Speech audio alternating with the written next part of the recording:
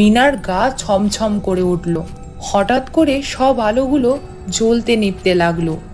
কাউন্টারে থাকা লোকটা বলল, আসুন স্যার, আসুন। এখানে থাকার জন্য কি কোনো ব্যবস্থা আছে? হ্যাঁ স্যার, সব ব্যবস্থাই আছে এখানে। কিন্তু এত বড় একটা হোটেল, এখানে কোনো লোকজনই তো দেখতে পাচ্ছি না। আসলে স্যার, আজ এত ঝড় বৃষ্টির কারণে তেমন লোকজন আসেনি, কিন্তু যারা আছে তাদের দেখতে পাবেন না। মিনা কথাটা শুনতেই ভয় পেয়ে গেল আর বলল, কেন? দেখতে পাবো না কেন?